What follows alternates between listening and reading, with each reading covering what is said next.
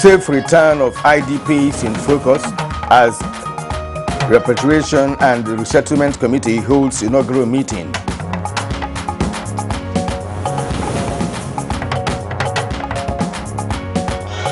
NDLEA arraigns suspended Deputy Commissioner of Police and 6 others for alleged drug trafficking.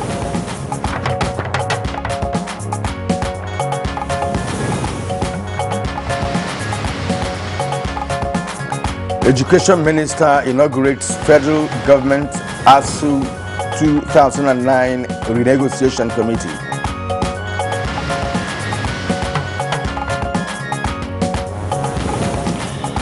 On Good Morning Nigeria today, we shall discuss gender mainstreaming in Nigeria.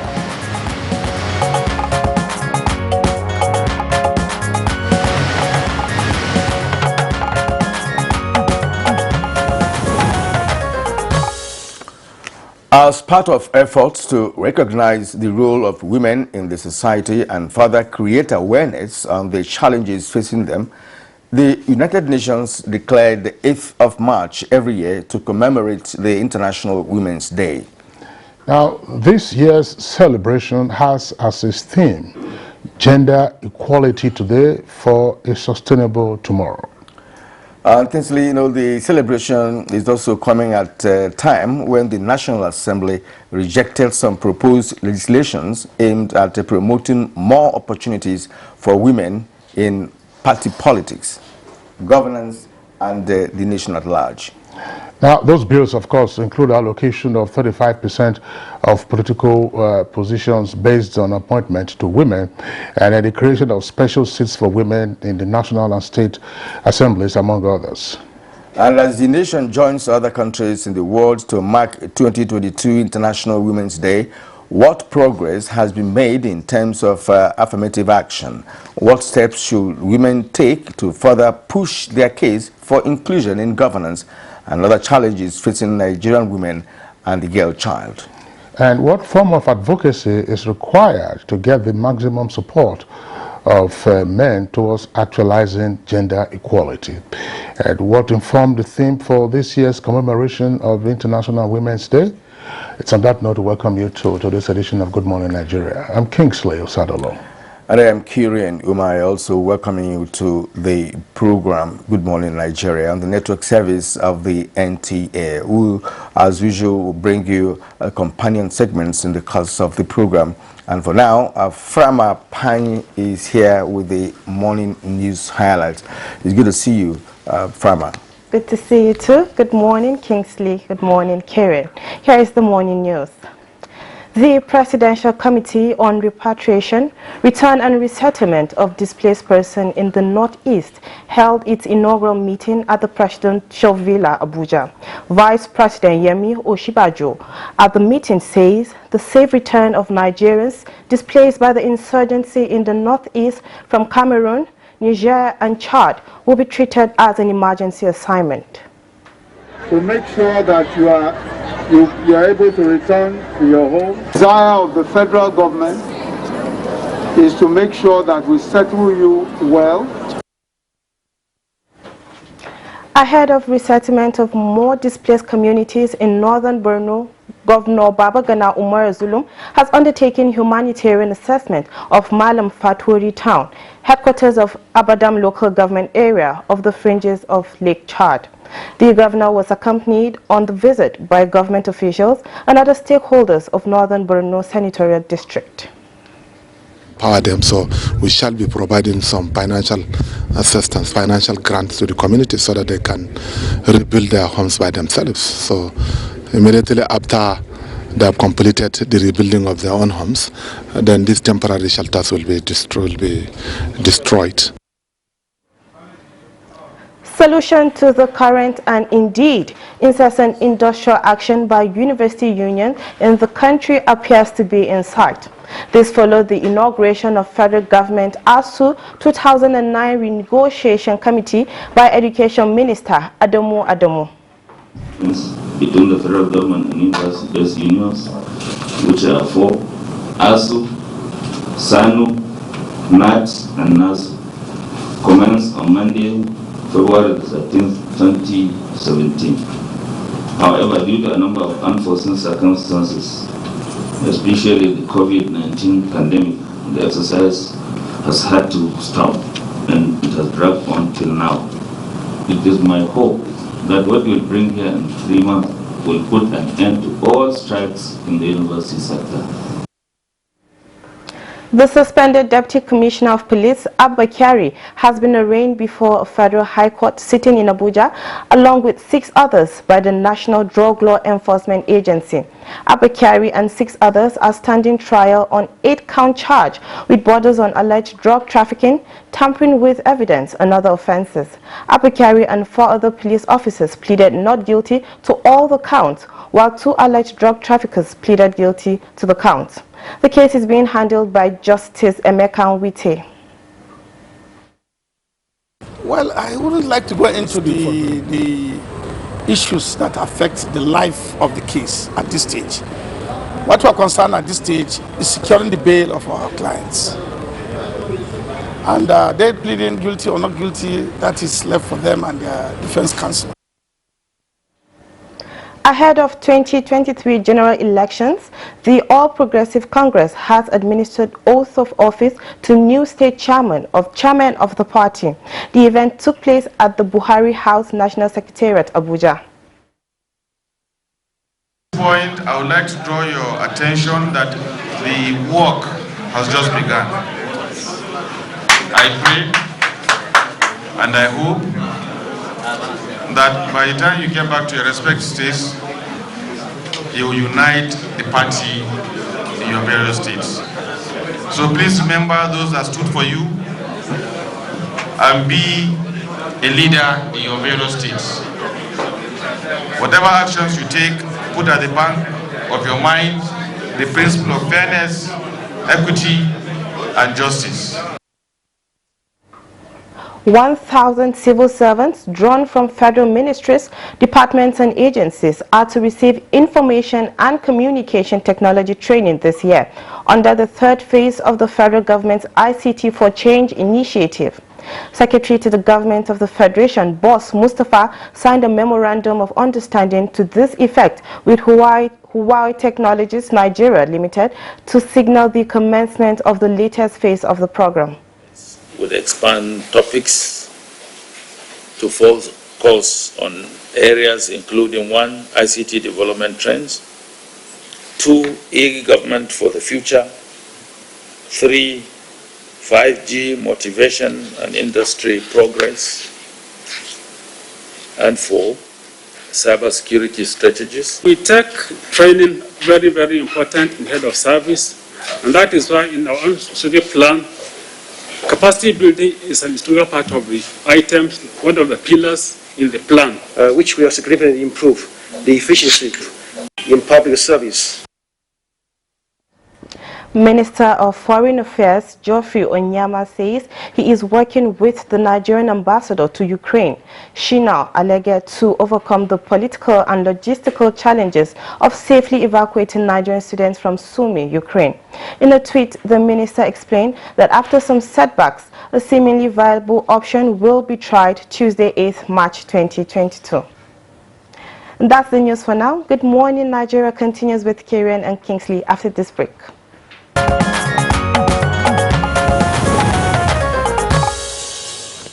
Well, we thank you for staying with us on Good Morning Nigeria. Now it's time for business. The Nigerian National Petroleum Company Limited, Nnpcl, has expressed interest to participate in the acquisition of the power plants put up for sale by the federal government through the Nigeria Integrated Power Plant, NIPS. Details with Alika Manachi Aroa. Managing Director of Nnpcl, Mele Kolokiari, who disclosed this when he led top management team of the oil and gas company on a courtesy visit to the Bureau of Public Enterprise in Abuja, said the company has the requisite enterprise and experience to be an active participant in the power sector in Nigeria. Kyari said as an oil company and enabler organization, NNPCL was determined to boost power generation and supply to Nigeria homes through increased investment.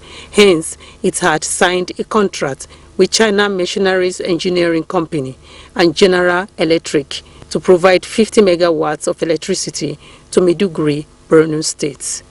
According to him, the management of NNPCL was determined to run the organization efficiently and profitably for the benefit of the shareholders. Hence, it plans to engage in activities that will generate funds for the power sector. He revealed that the organization was ready to collaborate with the Bureau of Public Enterprise after the audit of some of its assets for the sale and devisement of those assets through the Bureau of Public Enterprise.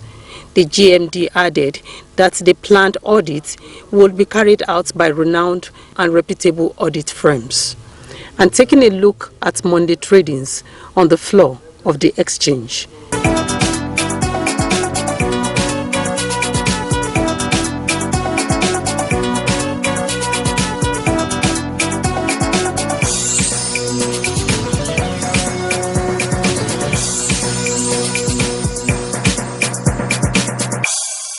With business news, Alika Ogbanachi, Arua.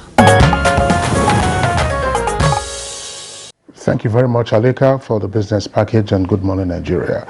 Coming up next is newspaper review.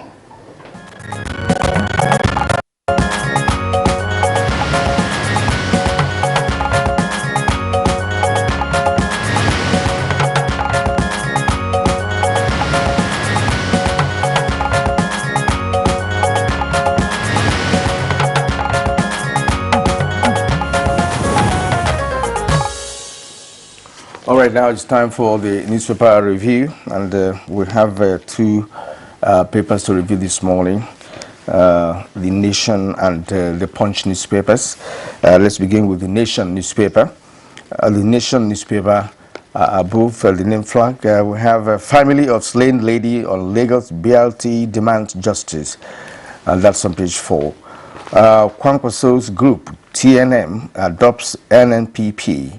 The details of the story is on page 7. We fled Ukraine, dodging Russian bullets and bombs. Nigerian students relieve ordeal. That's on page 28. Now, the lead story on the Nation newspaper, here we have a confusion in APC over caretaker boss Buni's fate. Niger Governor Sani Bello takes over. Yobe Governor rushing back from Dubai. You can get details of that on the front page, and of course on page 6 of the newspaper. Well, we also read in the news that Nnpc offers to buy federal government-owned power plants. Tinubu groups at Taigala, as on pages 11 and 8. All right, now the photo story is that of the DSP Abakari, that's suspended DSP Abakari and his accomplices during the arraignment at the Federal High Court in Abuja here yesterday. Kyari and 6 others arraigned pleaded not guilty. Now, below that, we have Naiti. 51 oil and gas firms owe federal government 1.32 trillion naira. ICPC, EFCC go after defaulters. Agency seeks details of subsidy beneficiaries. All that on page 7 of the Nation newspaper. Now, at the bottom, the strike cripples economic activities in Niger. It's on page 8. Air Rufai releases 1.2 billion for gratuity. That's also on page 8 of the Nation newspaper. Kinsley. All right, Kirian, we'll take a look at the Punch. Above the nameplate, you have the following headlines. FIRS and others revenue collection cost rises by 49%, hits 329 billion naira. Nnpc moves to acquire federal government's power plants, meets BPE. Customs bow to pressure, suspend e-evaluation of imported vehicles. National Assembly may suspend Electoral Act amendment sought by Buhari. And Buhari approves houses for 1994 Super Eagles players. Convicted Dariye forfeits Abuja mansion and ex-governor's firm bogus. The lead story has a double-decker headline: Governors dump Buni, back Bello as confusion reigns in APC. 3 riders. I don't know Buni's position. I have Buhari's blessing, says Niger governor. Buni remains chairman, governors behind him on treatment abroad. That's according to an aide.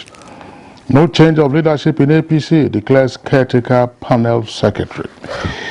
And the photographs on the front page there have the caption, drug ring, Kiari and others remanded, co-accused plead guilty. ASU attacks El-Rufai over land, demands governor's ABU certificate withdrawal. That's on page 8. Igboho can't leave Benin Republic despite release. That's according to a lawyer. And 5 sound excavators trapped and die in Kano. Suspected herdsmen on reprisal kill over 26 in Taraba attacks. Missing ladies' corpse recovered. BIOT driver arrested. Lawyers tackle Lagos. You have those stories in greater detail on pages 4 and 5. There are a number of interesting stories. Let's begin with the touching story regarding a 22-year-old lady, Oluwaba Miche, who boarded a BRT bus on Saturday, on the 26th of February, from what is called the Chevron bus stop, heading towards Oshodi, from where she expected to continue her journey to Ota. She boarded the bus at about 7 p.m. and the circumstances of her being declared missing were graphically stated in the messages that she sent to a friend of hers. BRT buses are run by the Lagos state government and considered, of course, pretty safe, secure, and one of the easiest ways to beat traffic in Lagos, because they have their own specific route that they take, and other vehicles don't ply that particular lane when that you have it on the Ikorodu road and some other parts of Lagos. Now, the lady who was in that bus, which has turned out now to be a one-chance bus, as it were, said she was suspicious of the driver's conduct after she boarded, that the driver did not stop anywhere else, nor pick up any other passenger.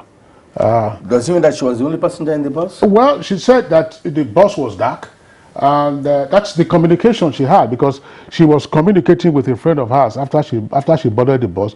Of course, you would expect that there are many other bus stops, you know, along the way. It's quite some distance. But I'm wondering how she could be the only passenger in such a bus. Was that it's a small bus? No. They said one account said that the bus did not have its roof lamp on. It was after she boarded that she saw, I think, 3 men and 1 other lady inside the bus. And as the journey continued, the driver wasn't making any stop. You would assume that if the bus was full, then that could be a reason for the driver not to make any stop, to pick up additional. Stopping at every bus stop. Absolutely. To pick more passengers. Picking up more passengers. I mean, you could have. It's a long stretch, because you are moving from the Lekki axis to Victoria Island, to Lagos Island, and then onwards to Oshodi. But what I'm even surprised at is no, let me finish the story from what was indicated. She was communicating with a friend of hers and then asked, look, please pray for me. I don't know what is happening. That was the last communication that was heard from her while the journey was supposed to continue. Now, the driver took the bus, and then ultimately the driver took the bus, went to the terminus, parked the bus, and disappeared into thin air. Nobody saw the driver any longer. And the sister, who is based at Ota is in Ogun State, one of the neighboring towns to Lagos, then raised an alarm. So they launched a search for the young lady and made reports to the police authorities, and nothing was coming out except this communication that she had with her friend when she was indicating her fears about the circumstance in which she found herself. Now, what turned out was that yesterday, on Monday, her body was discovered on Carter Bridge, and it was discovered that the body was also dismembered. So obviously suggesting ritual killing. Now, the driver, of course, his name has been given as Andrew Nice from Ekiti State, was eventually arrested in Ogun State by the DSS. But perhaps the following day or days after? No, days after. He had not been reporting for duty. Well, what I actually, is smart in all of this is for them to, how they could, fish out the driver, particularly because his BRT is not just one bus, there are other BRT buses. Sure. We must commend the young lady because she was smart enough, a fashion designer, 22 years old, buses have numbers. So it is the bus that has a number, it is the bus number that she transmitted to her friend to say that this is the bus number I'm riding in. This bus is not picking any other part. That's why it's called One Chance. Okay. One Chance, because, smaller vehicles that are used for One Chance. And she said that this is the bus number. So when the sister, then there was a video of the sister that trended a couple of days ago. She went to the terminals and identified that bus number and said, this is the bus in which my sister rode, and we haven't seen her ever since. But happily, the driver has been arrested, and it's a clear case, obviously, of ritual murder. The driver has, in the course of interrogation with an interaction with the media, told all kinds of stories. Oh, that he didn't know what overcame him, that the other passengers in the bus pulled a gun on him and told him which route to follow. They asked him to go through, if you're familiar with Lagos, go through Carter Bridge, instead of continuing on the Third Mainland Bridge and then stopping at Oworoshoki, where the lady wanted to disembark, and so on and so forth. The key thing here is that there must be justice for this young lady and her family.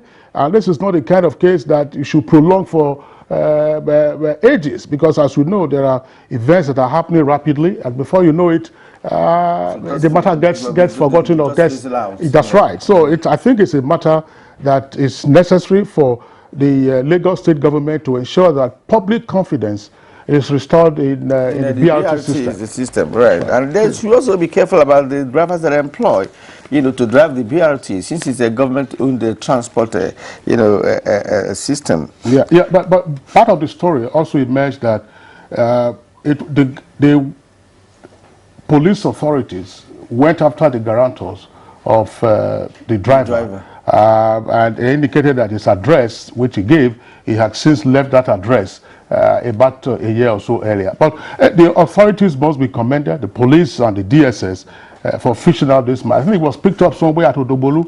I understand. Odobolu is quite some distance also from the scene of the incident. So get the case tried, handled expeditiously, arrest, look for others who are at large, arrest them and bring them to justice. This issue of confusion, in APC over caretaker boards, I don't know, it's been trending, since yesterday, and the governor of Niger State, who took over, kept saying that nothing has changed, that he's there as an interim, because the Yobe State governor could be on his way back, that he actually traveled for medical reasons or something. But this might affect the upcoming APC convention. What do you think? I don't know. I think the APC says that they will go ahead with their convention, and we are all watching. You and I are not participants; we are observers of the process. It's so unseeming that you're having this kind of occurrences. But we do hope that they are able to resolve their issues. But again, it looks a bit untidy to be having governors serve whether as caretaker chairman or otherwise. You should have your original jurisdiction to deal with. Niger State is one of the largest states in the country, and the insecurity in that state. So as quickly as they're able to resolve all of this, the better. If the convention holds on the 26th, which is barely 3 weeks away, they didn't get a substantive leadership. We're about to round off, actually, but that this story on the issue of police dressing, for the ladies, the lady police, I don't know, someone is just trying to ask, police dressing, has IGP breached the Constitution? And some are saying that, religion has been brought into official matter, that shouldn't be. Although the IGP said that it is optional, really. It's not as if it's compulsory.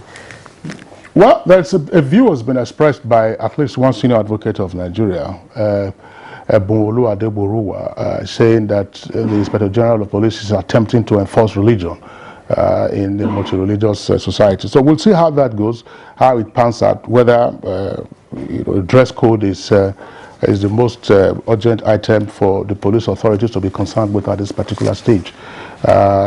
It's because the senior advocate also raised other issues. What about adherents of other religion?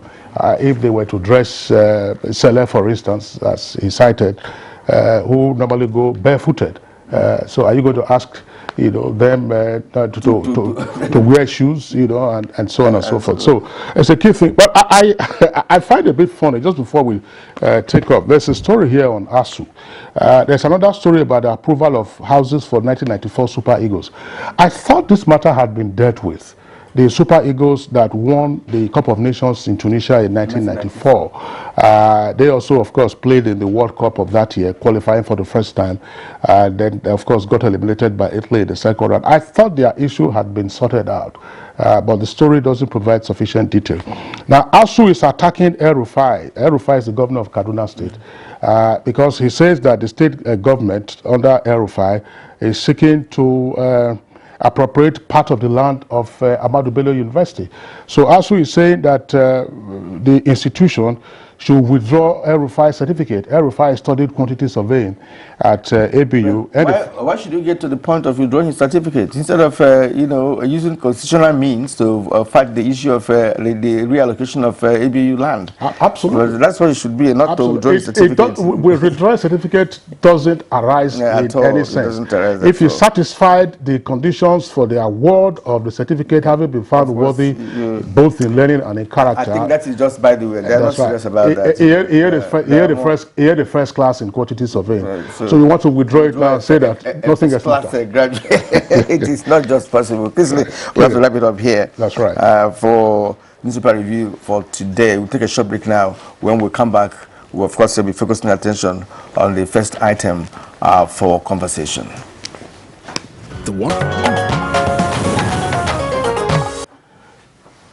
Many thanks, Oyemi Ajayi, for that backgrounder. With us on the studios to discuss the topic is Dame Pauline Tallen, Honorable Minister of Women Affairs. Honorable Minister, pleasure to have you on Good Morning Nigeria today, and happy International Women's Day. Good morning, Kingsley. Happy International Women's Day, Nigeria. Okay, and also here with us in the studios is Asmau Benzes Leo, a gender and development expert. Ms. Asmau, pleasure to have you with us, and also happy International Women's Day. Thank you, Mr. Kingsley. Happy International Women's Day, Nigeria. All right, ladies, you're welcome to the program. Let me begin with the Honorable Minister of Women Affairs. But how would you assess the situation of women in Nigeria, generally speaking, in terms of appointment, in terms of participation in politics, and what have you? Thank you very much, Kirian. And happy International Women's Day to all Nigerian women and women all over the world. Here in Nigeria, the situation is not too pleasant with the recent happening, particularly last week, what happened in the National Assembly. But I must commend Mr. President. President Buhari has done so well. He has deliberately, in recent times, since he came into office, he's been pushing and ensuring that women are in every appointive positions. For the first time in the history of this country, we have a woman chairing the Nnpc board. We have women as members there. In different sectors, women are coming up in appointive positions. But elective positions is what we are pushing more, because we need more women on the decision table. Having over 50% of the top population and neglecting them out of governance is not healthy for this country. And I will proudly say that, or sadly say, that Nigerian women are the least represented in the entire African continent. And that is really sad, because we call ourselves the giant of Africa. It's not that we don't have qualified women. We have women that can meet up at any level, but yet they are being denied their rightful place. And any country that negates the participation of women is bound to face underdevelopment. Nigeria cannot move forward if we neglect this critical mask. I call it critical because women are a special breed God created. Neglecting women is neglecting the will of God, because the woman is part of a man. God saw that the man could not effectively function, and that was why he created the woman. And he created the woman from the rib of a man. So a woman is part of the development process. She's part of everything that will make the country better. And when you see countries that are developing very well, you will see that women are really participating and they are carried along in all developmental process. What we are asking for is our right to contribute our quota and participate effectively. But that is not forthcoming. We have 3 tiers of government: the executive, the legislature, and the judiciary. Women under the executive, Mr. President is trying, but we're asking for more participation of women in elective positions. And what happened last week, Tuesday, a week today, and sadly on the first day of the month of March, being the month of women, we were greeted with this blow. And Nigerian women will not accept it, they will not take it lightly, we'll continue to push until we change their mindset.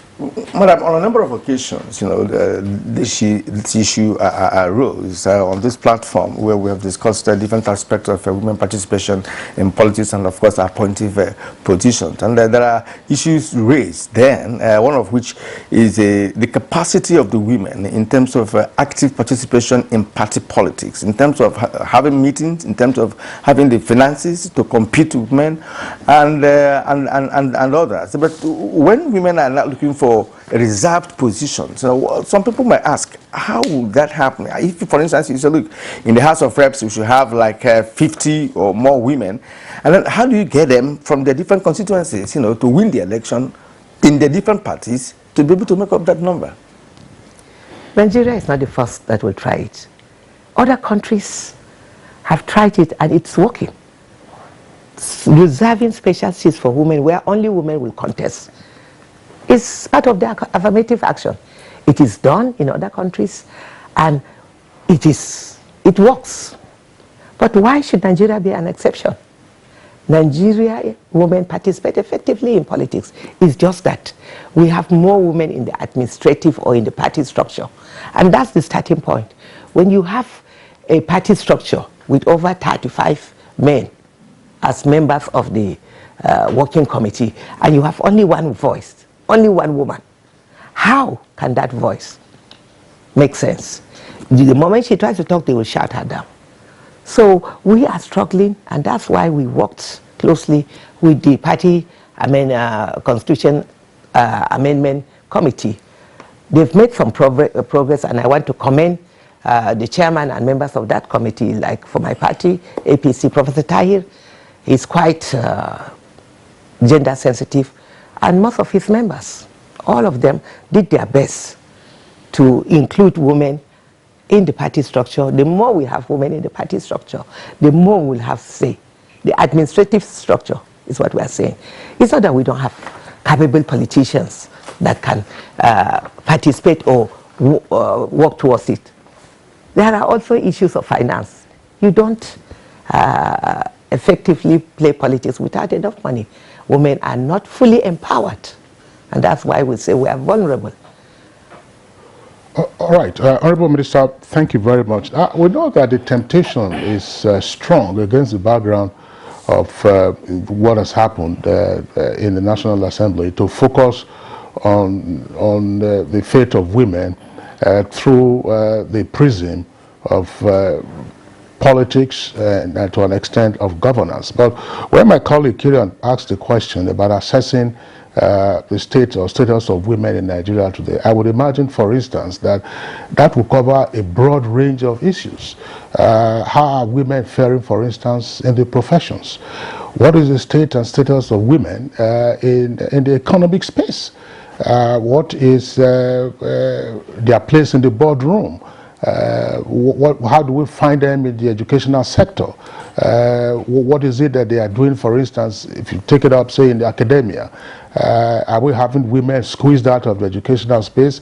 Are we having more of women coming up versus what we used to have in the past? I think that this would provide a more balanced view of the state of women. Not every woman, for instance, is keen on politics or even on governance. A smile. Yeah, thank you, Mr. Kingsley. We have known over the years that women have always played vital roles in the development of nations, like the Honorable Minister rightly said.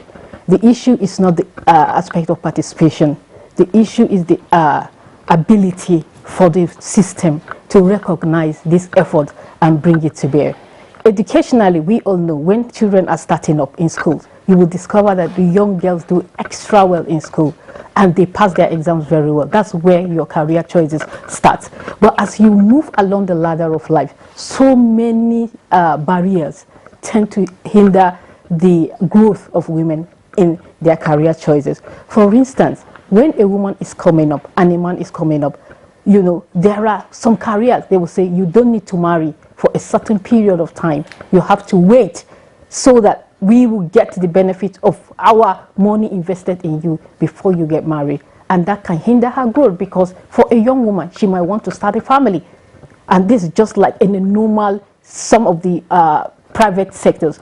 In the public sector, of course, you have the competence is there. But because of the patriarchal nature of the society, we were socialized to discover that, or to know through gender roles, that women are not good leaders. So there are some positions, especially in government or in the public sector, that they feel is exclusively for men. Even though, remember, in the public sector, people rise through the ranks. But when there are some certain quotas that needs to be filled, and the experience, eligibility, everyone is eligible, but they will look at, okay, this is a man, this is a woman. Who do we consider? They say, okay, for her, she can wait, because if we make her a leader, there are so many things that will not allow her function well. Maybe she has to be there for her husband, she has to be there for her children, and she has to attend to other needs. So can we just consider a man who we feel is always there, and we can always count on him to do it? So when we look at all these cultural issues, and besides they will say,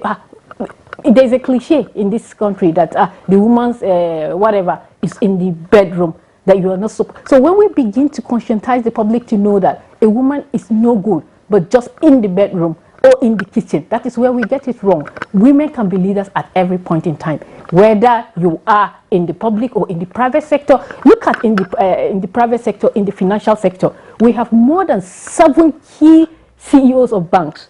But for me, that is not the take. Of course, we've made so much progress in the financial sector, but those at the bottom of the ladder is what we're looking at.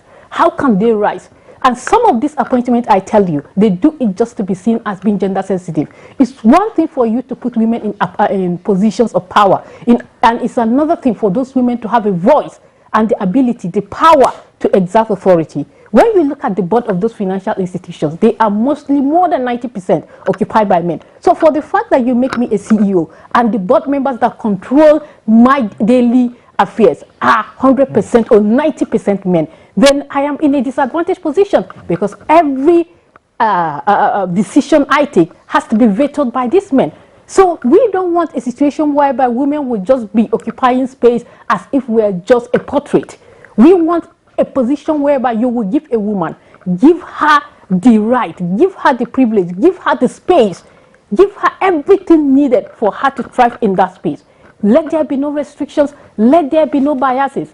When we're talking about even the issue of politics, whereby the Honorable Minister rightly said, are there no women? We have a woman sitting before me today who has a track record, and there are many of her type, I tell you, in Nigeria, who has a track record that started from the grassroots, from a councillor, chairperson, deputy governor first time in the northern part of Nigeria, up to ministerial position, how many times? So is it that we are lacking in expertise? No, we are not. But the recognition to know that women have that power to rule. I tell you, if there's going to be census or voting on one of the best women leaders in Nigeria in terms of ministries, people that have been always there, proactive, delivering on their mandate, not because she is here, but I will tell you that Nigerians will vote for the Minister of Women Affairs. Why? Because she's always there. How many of her male counterparts are always there? Representing their ministry. All right, madam, look, you have spoken so well, you know, and of course, setting an example of, you know, the minister that is with us here, who has a track record, as you pointed out, you know, but she didn't have a special treatment before she got to the position she is now. I want to believe, quite frankly, that, you know, it's because of her capacity that led her to where she is today. She was not given any special treatment for her to be there. So one could say that, you know, other women, like you are speaking on their behalf, should be able to work hard and earn whatever position that you are talking about. And again, are you saying that we should expunge some cultural issues here, or some God-given responsibilities here? Like a childbearing woman, for instance, may not be there all the time until that is over, you know, and all of that. So are you not considering that a childbearing lady, for instance, may not take certain positions because she may not be there all the time? I'm not speaking for the men anyway, you know, but I'm just looking at some issues that may have resulted in what happened at the National Assembly last week. And remember, there was a time we had this program. I don't know, I'm not sure you are part of the guests there, but she was there and two other women, where we were talking about the methodology of ensuring that women are actively represented. And of course, there was assurances that the men are going to comply, only for us to get disappointed at the National Assembly last week. So I wanted to speak further on this. Power, you know, is not given, it is taken. And none of us as Nigerian women are looking for peanuts. We are not there, the agitation, the struggle, we are not asking for peanuts. We are not going there to say, give us affirmative. Sometimes, yes, affirmative action is just a process. But what we demand is 50-50.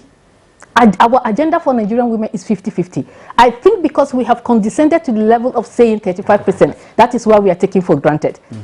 We are more than 50% of the population. And we have been contributing both economically, socially, culturally, politically to the development of this nation since from pre-independence.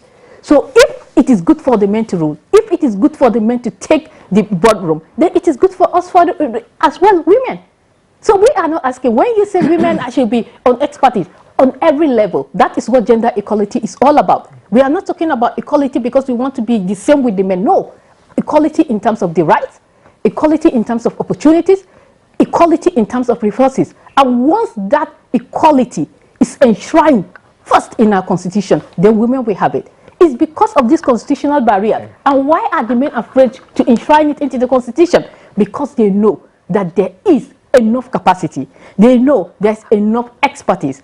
They know there's enough critical mass demographically from the women constituency for us to take ownership of the development of our nation. We are not asking for it. We are demanding for it, Mr. Kyrian. Okay, it's a right. all right, well, thank you very much. Yeah, it's a right. It's a right. Let's get a few things streamlined. The last official population census taken in Nigeria in 2006 indicated that there were more men than women in Nigeria. More men than women in Nigeria. That's one. Second point, because as I said, I mean, politics is important, governance is important. I wasn't quite sure, I didn't hear you clearly, but are you saying, for instance, that in the public sector, appointments could also be governed by gender bias? I'm asking this question because as you were speaking and also giving instances of where women have sometimes been discouraged from studying certain kinds of courses, because I raised the issue of education, there were a number of points that came up. One, the first female head of the civil service of the Federation of Nigeria was a woman, Engineer Okeke, a woman. As we speak, the incumbent head of service of the Federation is a woman, Dr. Yemi Eson. And before her, you had Amma Pepo, who was also a woman. So let's clarify some of these points. And in some other states of the Federation, you have women who have headed the civil service. Honorable Minister was Deputy Governor of Plateau State. In some other states of the Federation, you had women who had been deputy governors. Even in my state, you had Etiaba, was accidentally a governor following Obi's impeachment in Anambra. But so, what exactly are we looking at so that we can streamline this? For instance, when we talk about professions or education, are we having more barriers now, or are we having fewer barriers for women to have education and therefore be in a position to step into the boardroom, take up more business opportunities, thrive in the professions and so on and so forth? Accounting, for instance, and taxation. You have women who have been president of ICANN, who have been president of Chartered Institute of Taxation. So what are we saying? That's to say, assessing the state of women today. Are women having more access or fewer access? Honorable Minister. Thank you very much. Yes, and at the same time, no. Yes, because like in the judiciary, a lot of women are making waves.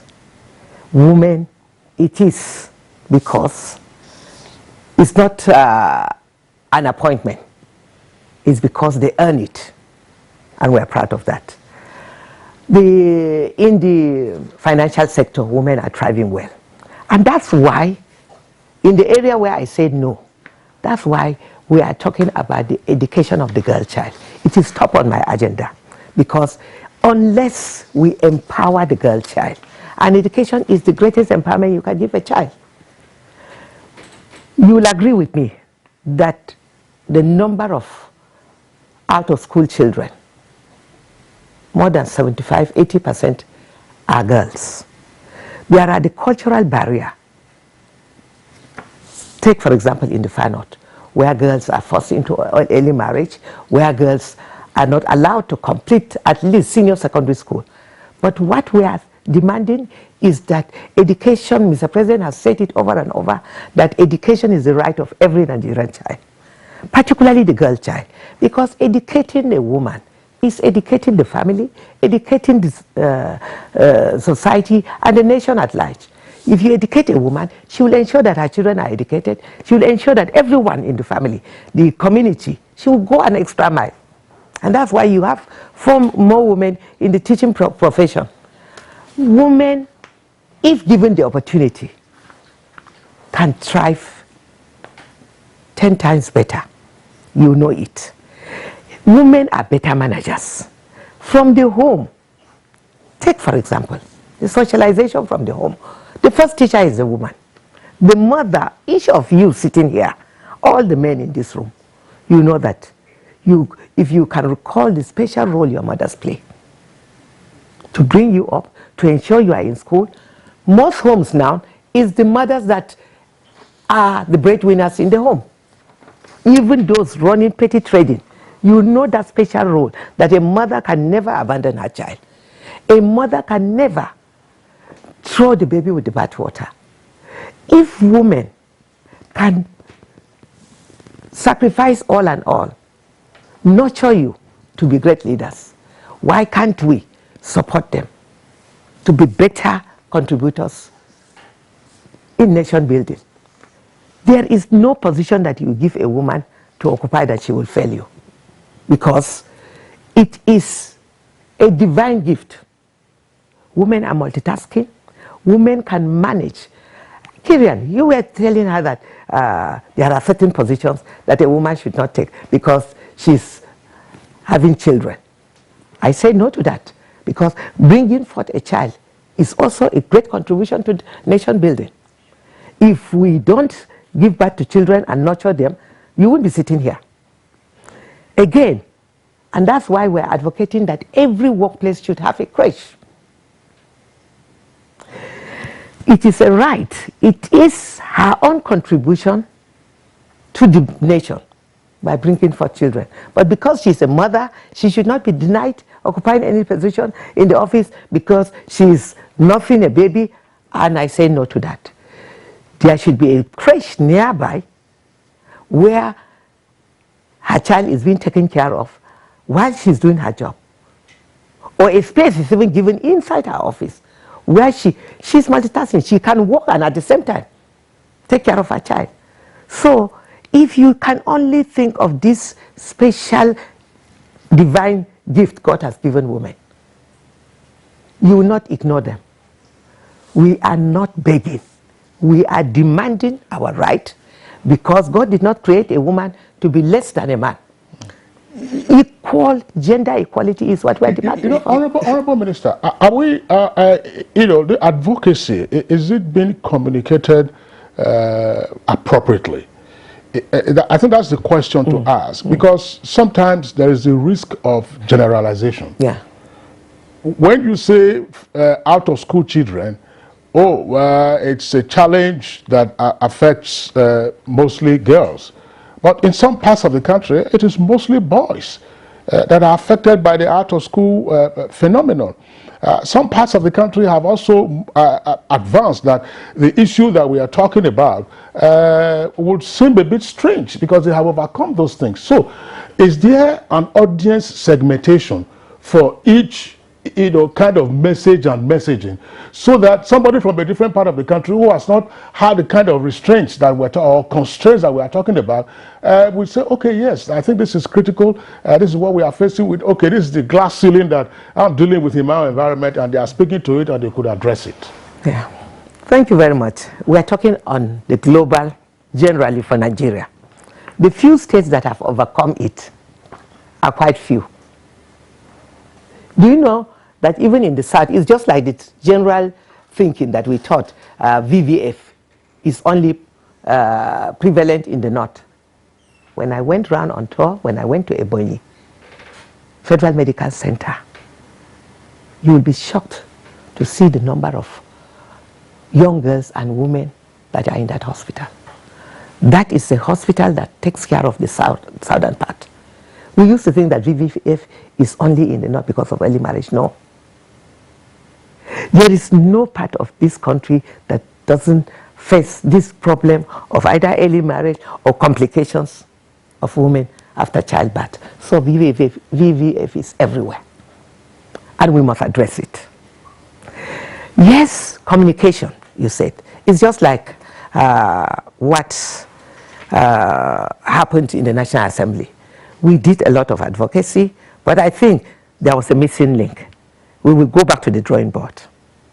We thought that our men out there should respect the role of motherhood, should respect their wives in the home, should respect their daughters. It's not about us trying to get this amendment in the Constitution. It's about the future. It's about our children and those yet unborn. I think most of those in the National Assembly, I don't want to generalize, because there are so many he or she there. We know those who voted us. We now know our friends and we know our enemies. However, those ones that are working against us, we will still work on them to change their mindset, because they have wives and they love their wives. We'll reach out to their wives, we'll reach out to their daughters, and that will take place at the home front. Yeah, in that sense, Kilian, can the Honorable Minister more accurately describe those who voted against some of the number of those bills as enemies? Because they are also your children, their husbands. If they know that we are their mothers, they won't treat us that way. But I salute those that believe in the contribution of women in national development. Like the speaker, he performed very well. He did his best. He went out of his way to even use his veto power for the 20%. It lost in the Senate. So, from our conversation this morning, and issues raised and questions asked by Kingsley and myself, and all the answers that you have, that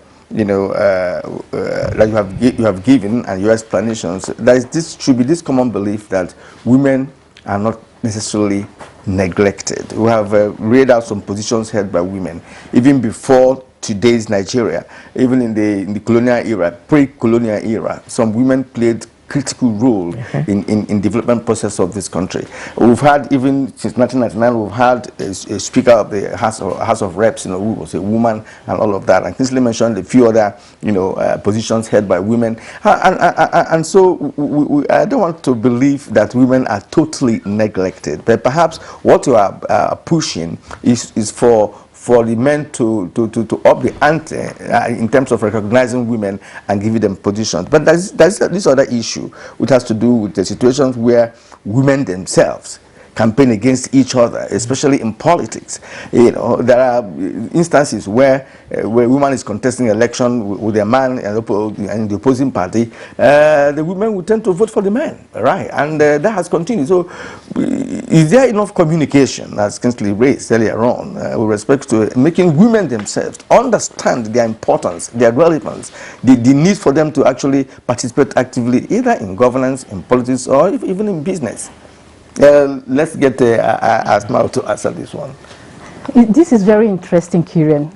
For me, what I understand from this whole scenario is that women are not their enemies. And it's a narrative that has been constructed by patriarchy and been enforced in the minds of women. Let me quote what UNESCO said in their manifesto. They said, since war begins in the minds of men, it is only in the minds of men that the defenses of peace can be constructed. So let me reverse it to mean, since patriarchy has constructed the adversity of women against women in the minds of women, it is also in the minds of women we will deconstruct that narrative and change it to our good.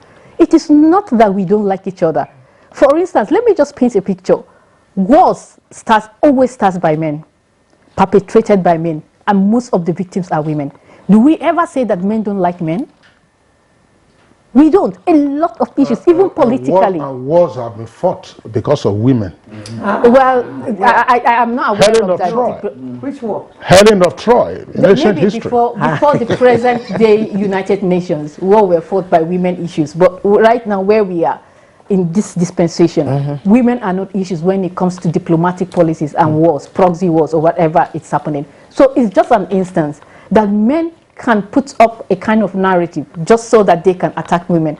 These women that you are saying that when a woman comes out, they will not vote for her. Where are they coming from? It's the aspect of power and resources. Who controls the power dynamics? Dictates what happens both in the political space and in the economic space. We had a woman that contested the primaries for presidency, and she was the only person that voted for herself. Men always use that single analogy. You always use this singular thing. You always use that one woman, one vote to bring it to our faces. We refuse to be intimidated. Yes. It's a process, and it has shows the determination and the firmness and the resilience of a woman. She has not given up. Yes. Every fora you go, you will still meet Mama Sarah there. That has not hindered her in any way. And if every woman votes for her, then she will win. Why? Because the men were looking out. Who controls the resources? Yes. At primaries, you know what happens. Money exchange hands. Does she have the capacity, the resources to control the delegate? Take the money, go and vote your choice. Go and vote the woman as your choice. They watch, they see. Would they kill you? No, it's not bias. It's not bias. Survival. That is where we need to interrogate, man. The issue of survival syndrome. It's a major issue. Sure. Women should move away from there. Asma, Honorable Minister. Yes. There's a point I would like us to touch on very briefly. Because yesterday we discussed aspects of the constitutional amendment process, and this whole issue of the bills that were rejected came up. The spokesperson of the House was one of our guests, and he did say that there is a need to return back to the constituents and the constituencies and deal with social, cultural issues and biases that may have, affected, not may have, obviously had a role in the way individual members of the legislature voted. I want to raise this issue because we keep hearing about patriarchy. There are societies that are matrilineal. In Ghana, for instance, are we saying that in Ghana we can cite the examples of what we are looking for, affirmative action? How do you explain that Ghana, which has a matrilineal system, doesn't have the percentages that we're talking about?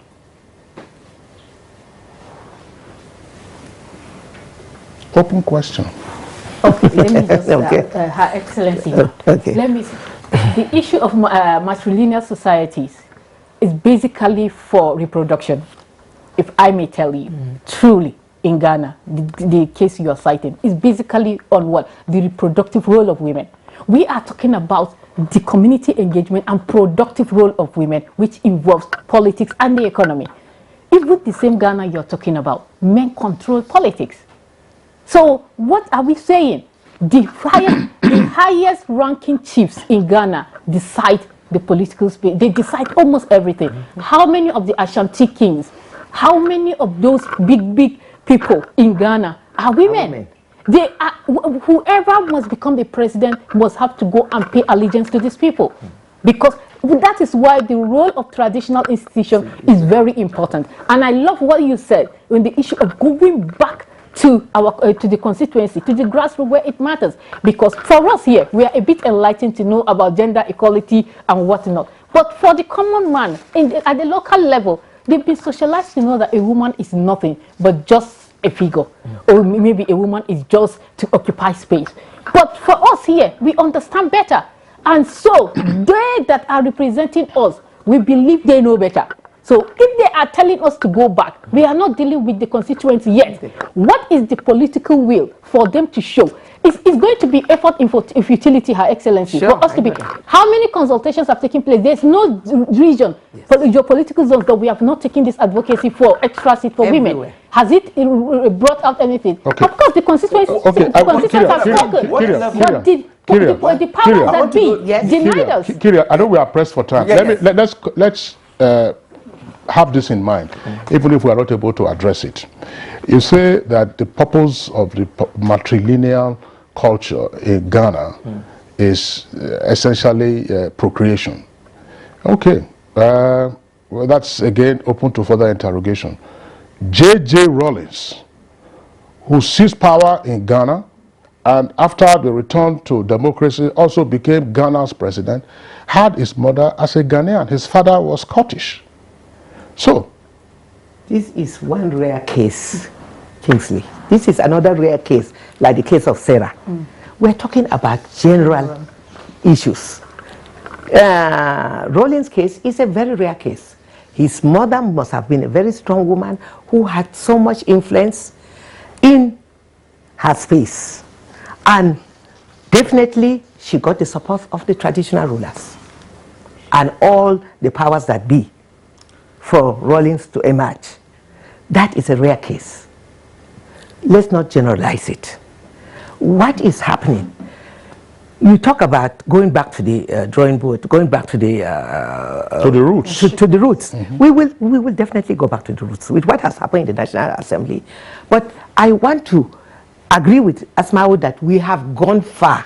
There is no form of advocacy that we've not done, right to the community level.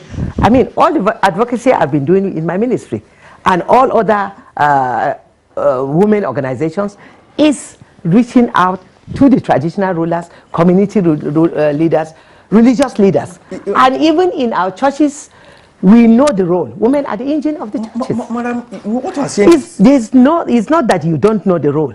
The men in the National Assembly know that it's women that voted them. What you are saying... Women and youth are the key voters. What you are saying is right. And you see, that's why that's an instrument that you have. That's a tool that you have. That's why I said we are going back to the drawing board. But that tool has not been effectively utilized. I agree with you. That's see, today you are talking about APC. If you go to my state, for instance, you see when you come to see political parties gather, you see the women doing the singing, praising the men.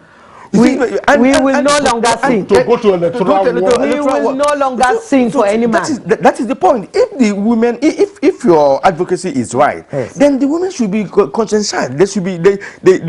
You should put the zeal in them. That is because it doesn't appear that it's the elite women that are driving this process. But the real women may not necessarily be the elite. There are women at the grassroots. At the grassroots. Yes. So even if they don't believe in you as a woman, they'll never vote for you. They'll even campaign for the men. Yes. That is where they will be the ones to, I'm sorry, in general, some of them will be the ones to collect the salt, collect the rice, collect the buy and see, and then collect the wrapper, 6 yards, Hollandis and so on and so forth. It's ignorance and poverty. Exactly so. Poverty and ignorance. But now, with what has happened, we will go back to the grassroots. We will educate them. We will let them know that these are the ones that don't like the progress of your daughters. These are the ones that are fighting against the participation of your children and yet those yet unborn. So we will do that. I agree with you. We have the numerical strength. And if only we use that, it will go a long way. All right, that we are working on. Ladies, this is where we just conclude this segment. I want to thank you for coming, and of course, we'll give you support. You know, I would like you to continue the advocacy, like you have agreed. Go back to the drawing board, because women are also part of the problem. Okay, we've been speaking this morning with the Honorable Minister of Women Affairs, the person of Excellency Honorable Pauline Tarlin. We thank you for coming as always. Asmao Benziz Leo, gender and development expert, it's also been nice hearing from you this morning on this very important issue for the women in Nigeria. Thank you, Karen. All right, you're still watching Good Morning Nigeria on the network service of the NTA. We'll take a short break now. When we return, we'll be taking on the second leg of our program this morning.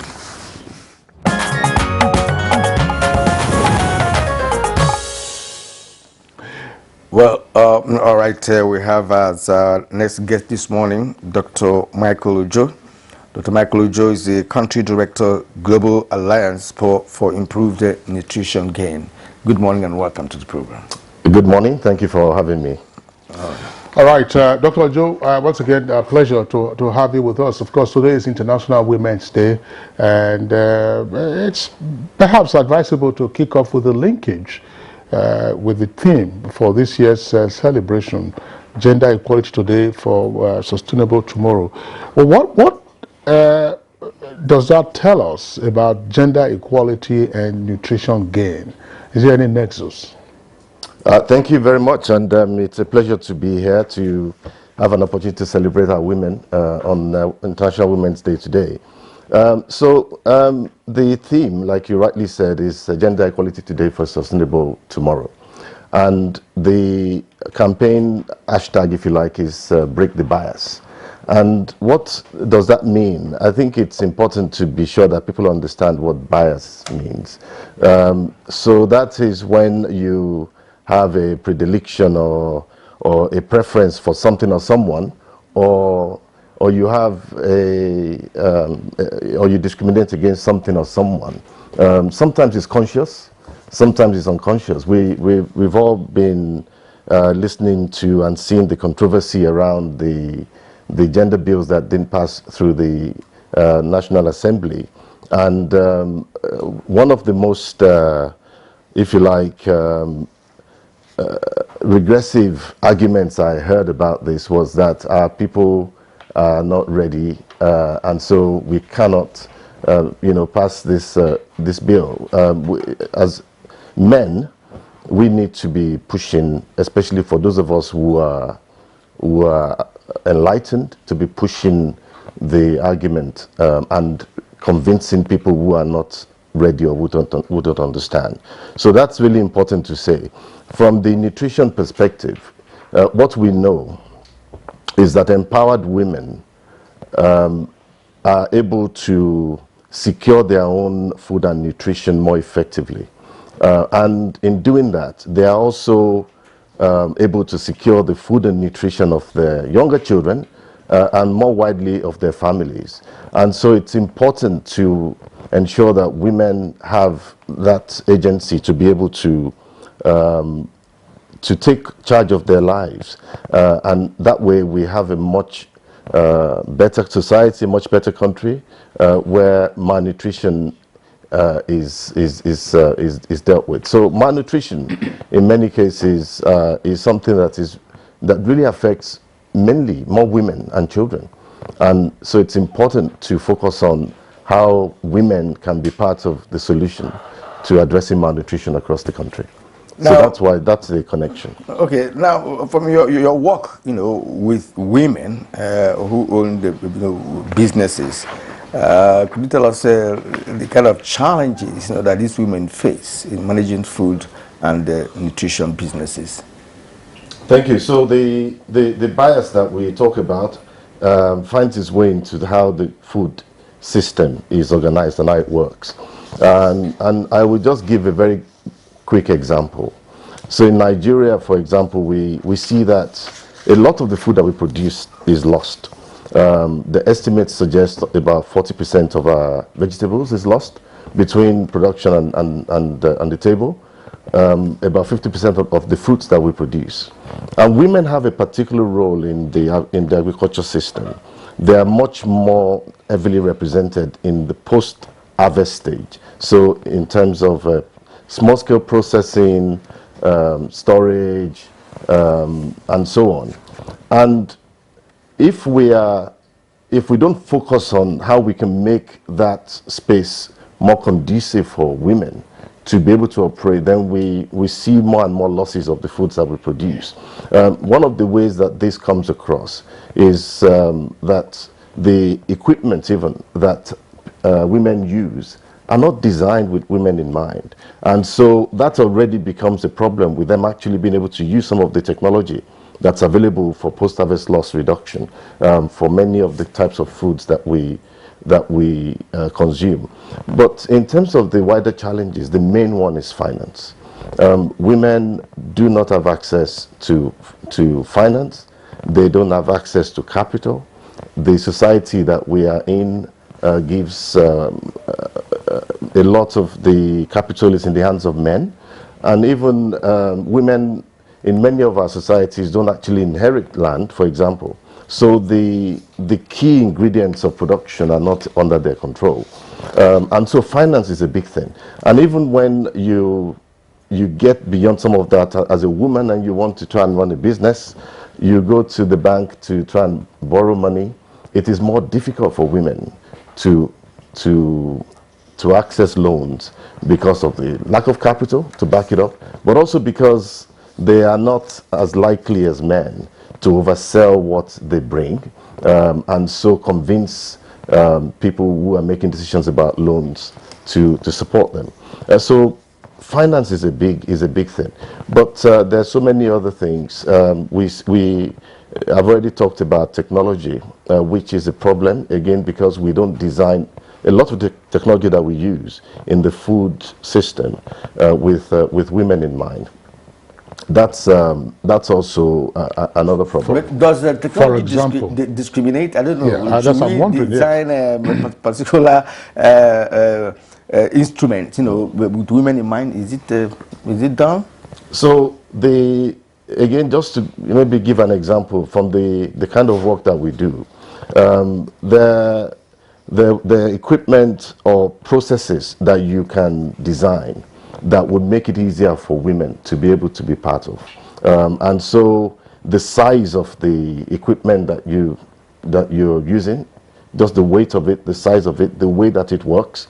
If you're thinking from a woman's perspective, some of this equipment would be designed differently. So yes, I know this sounds strange, but the bias that we have as men shows itself up in the way that some of these equipments are designed, which makes it more difficult for women to use and makes it less effective for them, which has an implication for the entire food system because we're missing out on productivity gains that we could have if women were more able to partake and be part of this system.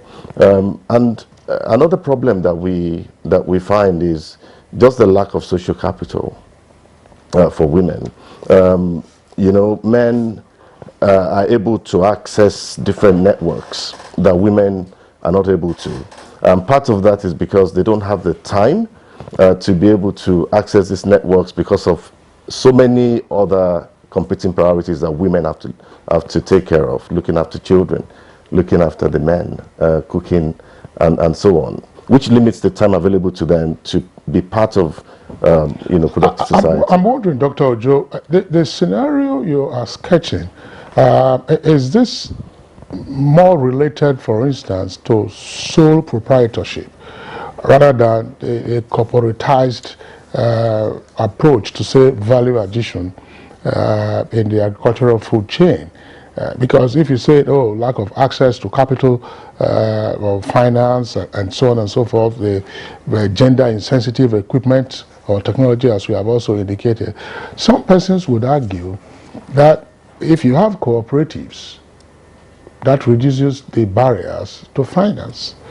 And secondly, you've had the number of interventions by the government, for instance, the CBN and so on and so forth, and they would argue that there is no gender bias or even if it is subtle, at least it provides more tremendous access to women. And then land. How does land inheritance become a factor?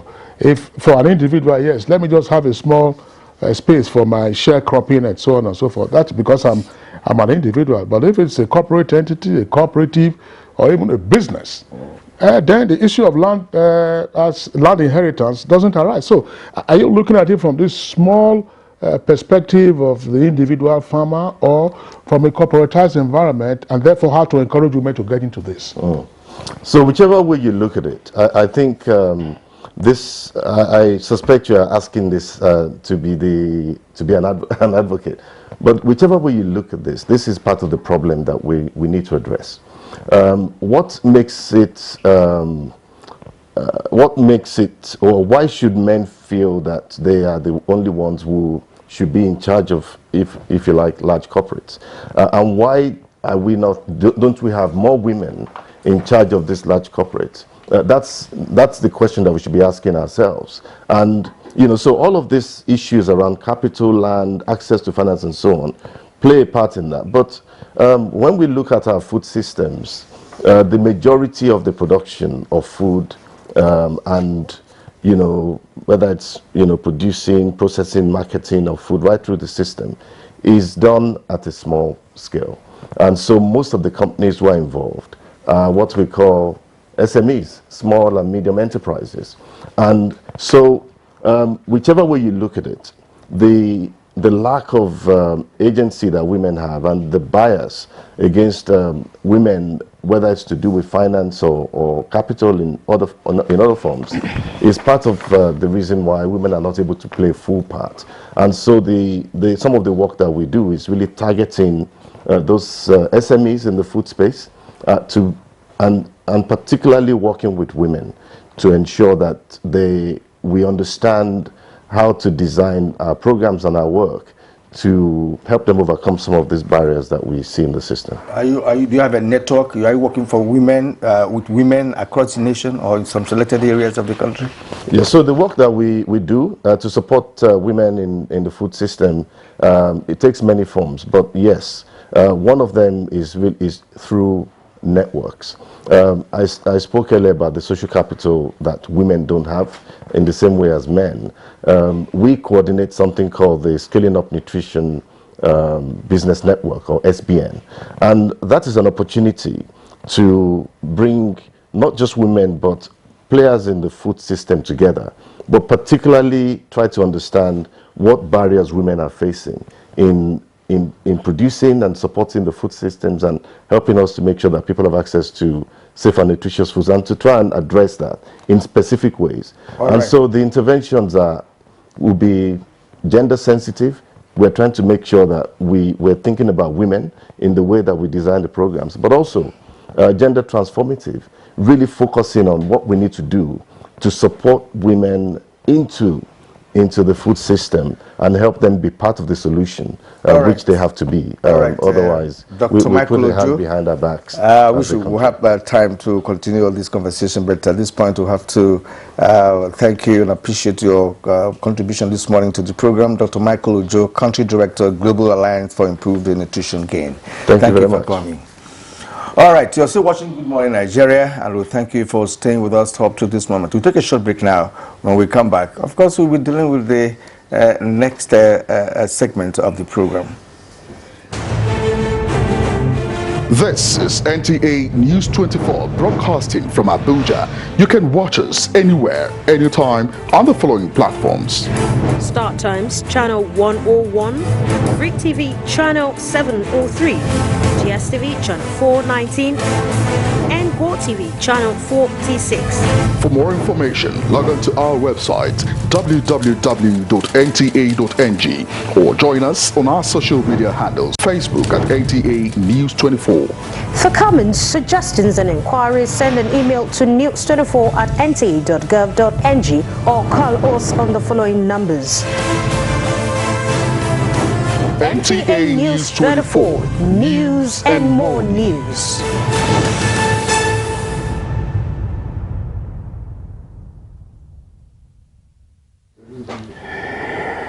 All right, we just taking it easy while we moving on to the next conversation, still of course on the International Women's Day. The theme for this year's celebration is gender equality today for a sustainable tomorrow, and it highlights the critical mission to advance gender equality in women's leadership. Kieran? Yes, the annual commemoration of the day aims to bring awareness about the hardships faced by women and, of course, promote a gender-neutral society. Now, as part of the programs to commemorate the 2022 International Women's Day here in Nigeria, we have two guests who are joining us now from our Lagos Network Center to focus specifically on gender balance and equitable access to education. I would like to first welcome Ijoma Adesonya. Ijoma Adesonya is founder, Kobikam Africa. Ijoma Adesonya, pleasure to have you with us on Good Morning Nigeria today. Right, and also in the studios there in Lagos is Abosede George Ogan, founder, Women in Leadership Advancement Network, WILAN Global. Abosede George Ogan, delight to have you on Good Morning Nigeria. Good morning. Lovely to be here this morning. All right, Abosede, let's start with you. As we mark the International Women's Day, what role do you think gender stereotypes played in limiting, the rate of female education in Nigeria? Thank you very much for that question. So if we think about a lot of the things that we've been speaking about this morning, the reason why we still have a day that is dedicated to actually spotlight, highlight, and celebrate what women is doing is because we recognize that there are specific stereotypes. And I think for our context in Nigeria, we're still dealing with a huge stereotype that is caused by our cultural and religious beliefs. Whether those are valid or otherwise is still yet to be proven, and we know that they're not. But unfortunately, whether it's across political, economic, and public life, young women, girls, and women themselves continue to suffer from these stereotypes that are caused as a result of the cultural and religious beliefs that we face in our country. Well, Ijoma Adesonya, let's bring you into the conversation as well. When we're talking about stereotypes, how do those stereotypes, for instance, manifest in equitable access to education in Nigeria? Yeah, so if you think about the fact that the education system in itself is mostly tilted to boys, especially in the secondary school, on the secondary school level, you can also see that there are certain things that women, young girls, I would call it gender roles that have been given to young girls that affect their participation in education. One of such things we can say is child marriage, which is something that in a sense is still cultural and religious, as Abosede said. Something else we can look at is also teenage pregnancy.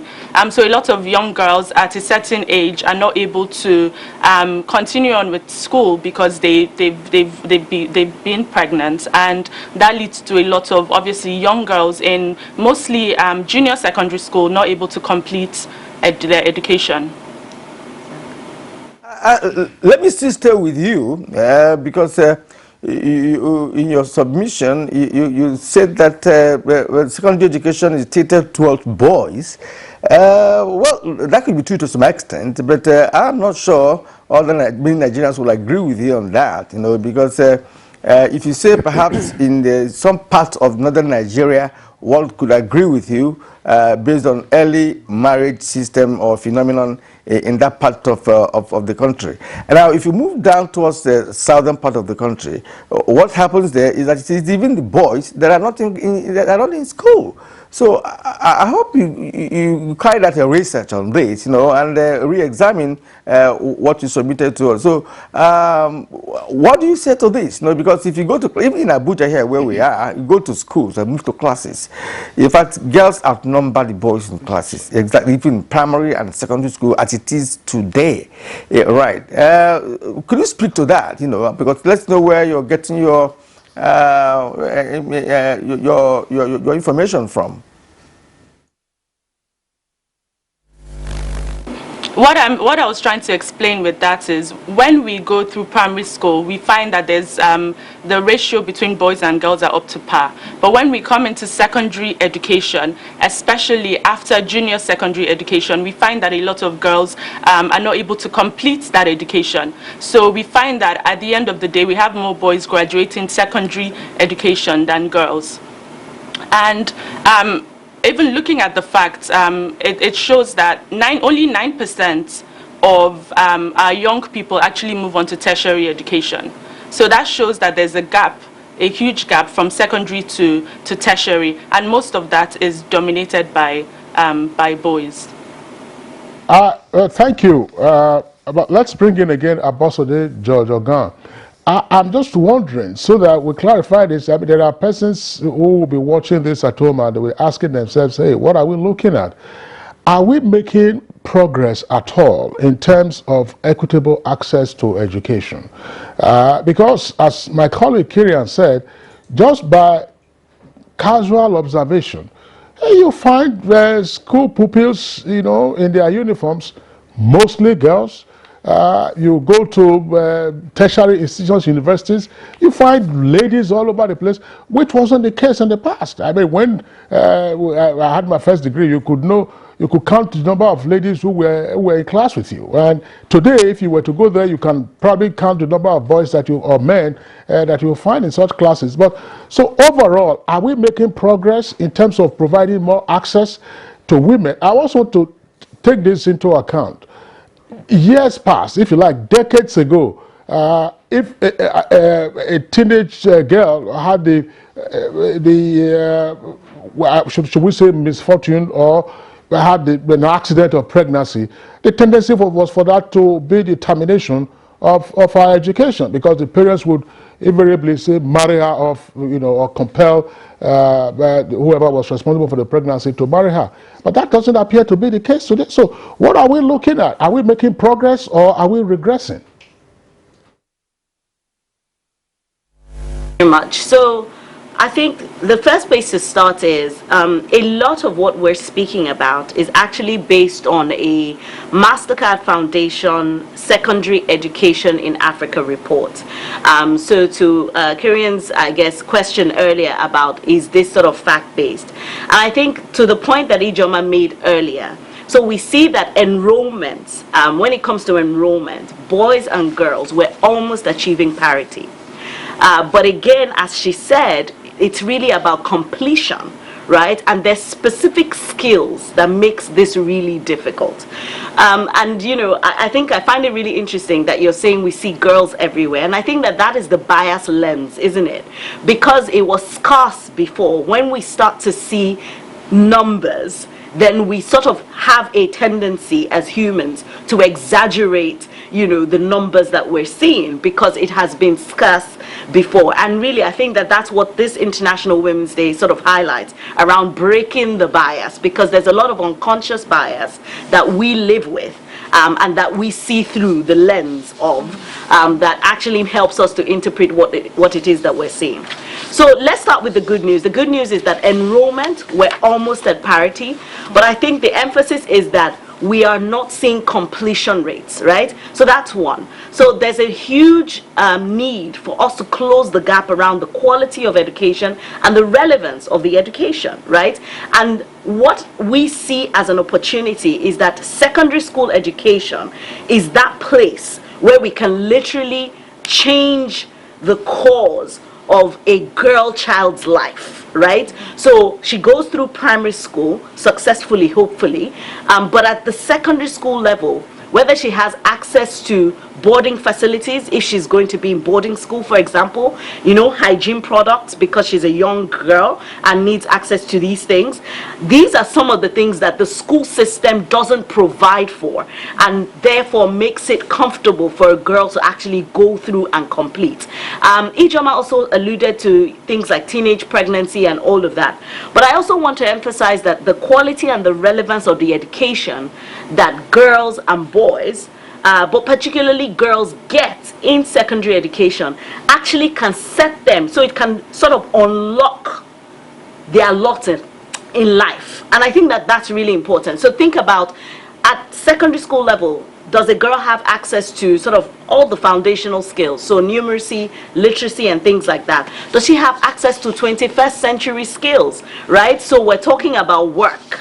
Because ultimately, the challenge with the Nigerian education system is that people are complaining that the graduates that are coming out of our school system are not relevant to the work that is available.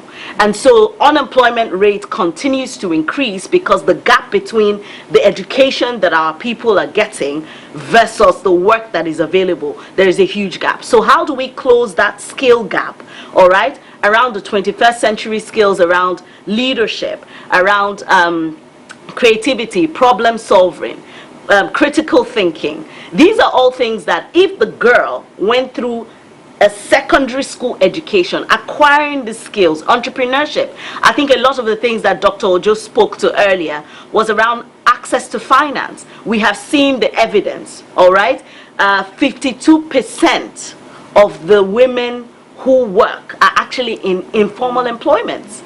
And that's because of the education gap. So I think that what we're trying to emphasize here this morning is the fact that this access is critical, especially at the secondary education level. Because if we do get it right, especially for girls, it will unlock their ability to actually fulfill their potential, whether in political life, in economic life, and in public life. So it really does start here, and that's the evidence that we see with the MasterCard Foundation secondary education report that has come out. Well, I give it to you that the report from the foundation you mentioned is where you're laying your emphasis on. Well, I also want to believe that it's also necessary to examine other reports, you know, concerning this issue of girl child education in Nigeria, specifically when you talk about, you know, secondary completing secondary school by girls. But of course, other reports that we have also gone through indicated really that there is an increase in girl child education in Nigeria, especially in the southern part of the country. All right, let's leave it at that. But let me just ask you this. Sorry, let me go to Ijoma Adesanya, the founder of Quebecam Africa. What do you think should be done in the Nigerian education system to ensure that all you complained about are taken care of with respect to young girls completing their education at secondary school level? What can be done to ensure that it does not continue? Yeah, thank you for that question. So I'll start with educational reforms. So currently in the curriculum, making sure that we include, as like Abosede said, those skills that are relevant for young girls and boys to be able to be relevant in the 21st century workplace. And another option as well is training teachers on bias, training teachers on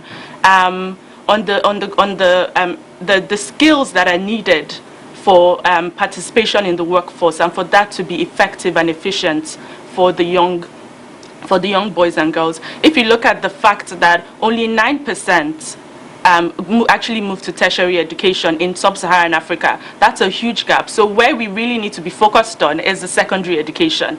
And so when we train the teachers on this new curriculum, not necessarily completely overhauling the curriculum, but actually bringing in or adapting the curriculum to be able to take in certain skills that are needed for the workplace.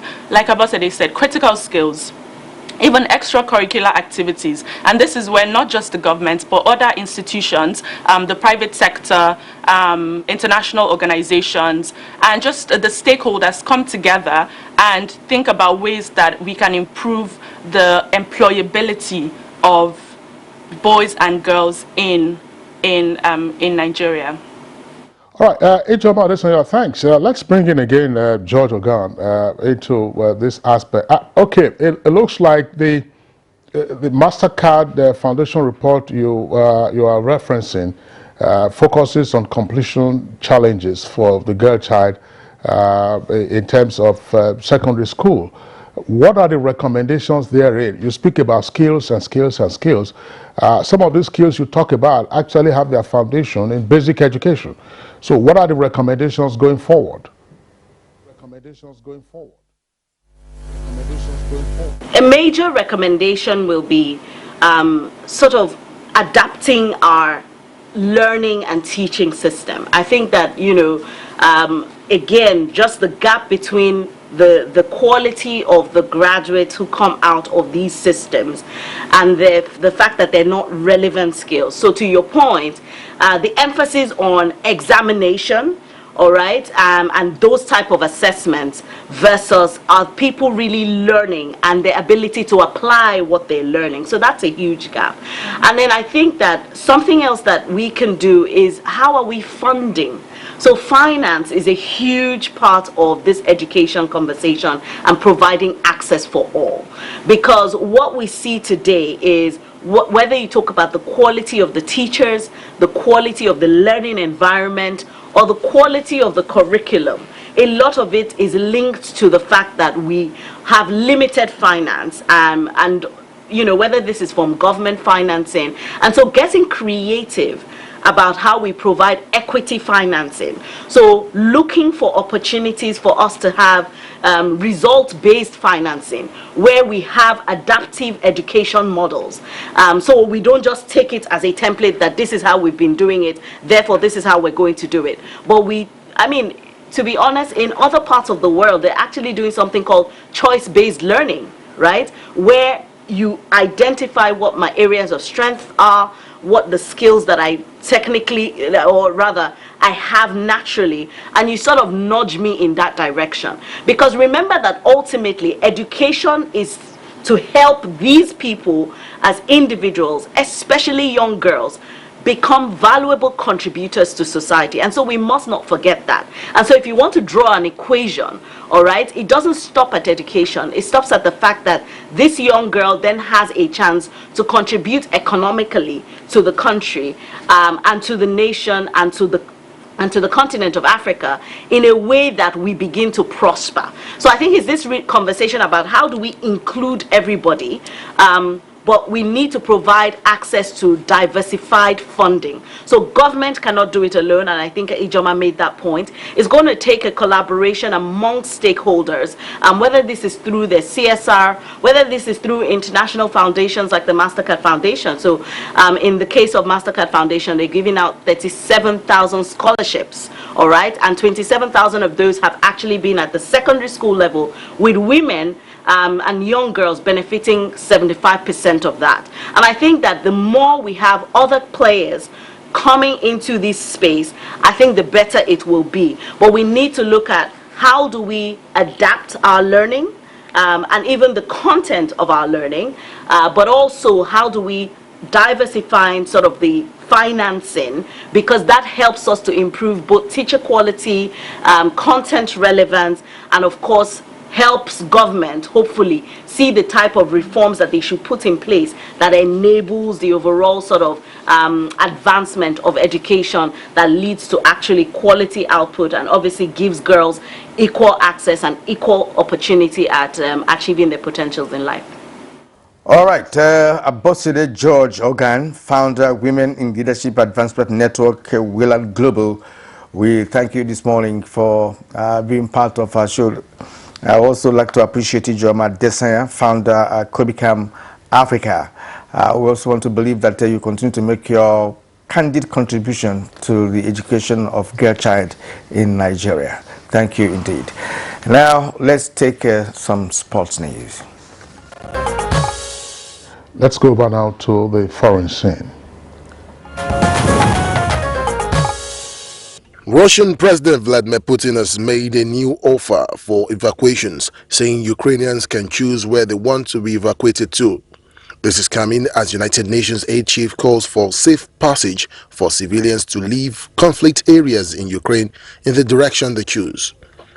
Ukraine's military says Russia's Major General Vitaly Gerasimov was killed in fighting around the eastern city of Kyiv, but Moscow is yet to comment on the report. The Russian president says his country will not use conscript soldiers in Ukraine and there will be no additional call-up of reservists, while warning of catastrophic consequences if West bans Russian energy imports. Now, a four-story building collapsed in the city's Angre district of Abuja, Ivory Coast, killing at least 5 people and injuring more than 15 others. Firefighters continue to look for victims during the day as families waited anxiously to be updated on the fate of their loved ones. All right, that's Good Morning Nigeria for today. We appreciate your tuning in. We're back tomorrow, same time, 7 in the morning. Look after yourselves. I'm Kingsley Osadolo. And I am Kyrian Umayo. Thank you for watching and have a great day.